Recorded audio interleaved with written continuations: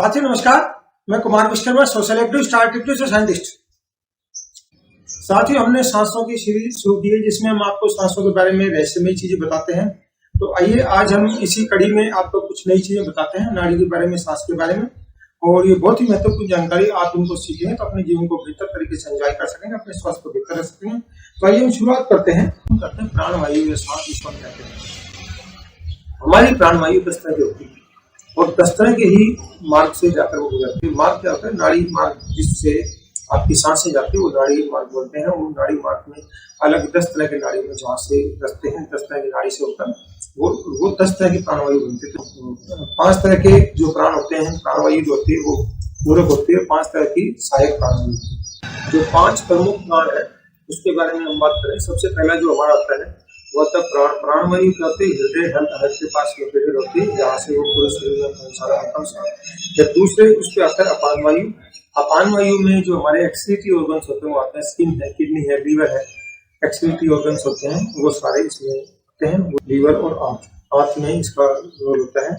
फिर और उन लोगों को संचालन करते हैं। फिर आता है समान वायु। समान वायु होती है हमारी नाभि क्षेत्र में एक्टिव होती है।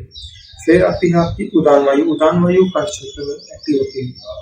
और उसके बाद आते हैं व्यान वायु। ये शरीर के सभी बॉडी सेल्स को कंट्रोल करती है, बॉडी सेल्स में अपना काम करती रहती है, उनको कंट्रोल करती है। फिर आते हैं 5 जो सहायक प्राणवायु है, उनके नाम क्या है? उनमें है, पहली आती है नागनाथ का मतलब डकारना। सेकंड होती है करम का मतलब पल को बजाना।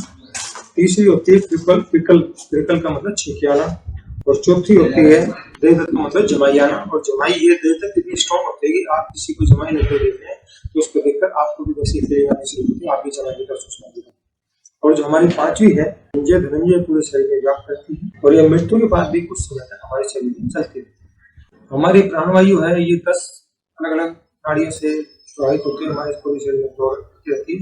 अगर ये नेचर के साथ कोऑर्डिनेशन में, हार्मोनी में है तो इसका पॉजिटिव इफेक्ट होता है। अगर ये नेचर के साथ हार्मोनी में नहीं है, नेचर के खिलाफ चल रही है, नेचर का पोजिशन में चल रही है, नेचर का मिसमैच कर रही है, तो ये हमारे स्वास्थ्य पर इसका नेगेटिव इफेक्ट ही पड़ता है। और प्राणवायु का जो सबसे बड़ा जो होता है, प्राण अगर हमारे बॉडी में चलते हैं तो ये एनर्जी होता है, ये हमारी ऑरा का निर्माण करता है। ऑरा क्या होता है? जब हम चलते हैं तो हमारे चारों तरफ एक एनर्जी का कवरिंग होती है, लेयर होती है, आवरण होता है। वो आवरण डिसाइड करता है। कई बार आप देखते हैं कई लोगों से आप बहुत अच्छा मन करता है, आप उनका मिलने का मन करता है, बातचीत करने का, उनको समय बिताने का मन करता है। कई लोग तो उनको देखते हैं आपका मूड खराब होता है, आप एकदम चाहते हैं कि वो फटाफट वहां से भागे।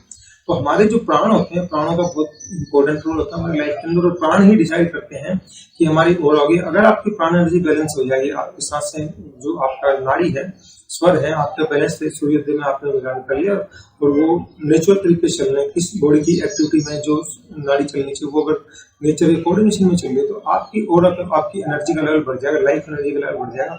उसके बाद जो आपकी ओरा बनेगी, ओरा इतनी स्ट्रॉन्ग हो जाएगी, कोई भी व्यक्ति जो आपसे मिलेगा, जो आपके संपर्क में रहेगा, वो आपसे प्रभावित हुए बिना नहीं रह सकता। तो जिसका ओरा जितना स्ट्रॉन्ग होगा वो उतने ही ज्यादा लोगों को प्रभावित करेगा। जहां भी जाएगा वो लोगों को आकर्षित करेगा, लोगों को आकर्षित करेगा तो उनको अपनी तरफ खींचेगा, अपनी तरफ अपना बना लेगा तो वो बड़ा काम करेगा, ज्यादा लोग जुड़ गए तो बड़ा काम करेगा। तो ऐसे लोग ऐसे मुकाम पे पहुंच जाते हैं जहां पर नॉर्मल आदमी सोच नहीं सकता कि इतनी भीड़ है, इतने लोगों के पीछे। वो उसका ओरा जो उसने उसकी लाइफ एनर्जी को बैलेंस है, जैसे बड़े बड़े साधु महात्मा होते हैं, यही होता है कि उन्होंने प्रैक्टिस करके अपनी जो प्राण एनर्जी थी, लाइफ एनर्जी, उसका बैलेंस बना लिया। अपनी जो प्राण एनर्जी का लॉस हो रहा था उसको बचा लिया। प्राण एनर्जी शरीर में इनटेक ज्यादा लिया। नॉर्मली हम क्या करते हैं, इनटेक कम होता है और उसको छोड़ते ज्यादा, लेते कम है, छोड़ते ज्यादा। तो हमारा अकाउंट में जैसे आपका पैसे कम डाले और पैसे निकालते ज्यादा, तो अकाउंट में खाली होगा, तो वही हमारे शरीर के साथ होगा। तो उन्होंने अपनी एनर्जी को, जो इनटेक था उसको बढ़ाया और आउटटेक था उसको घटाया। तो इससे क्या होती है, आपकी जो प्राण एनर्जी का जो आपका बैलेंस है वो बढ़ जाता है और आपकी एज भी बढ़ती है।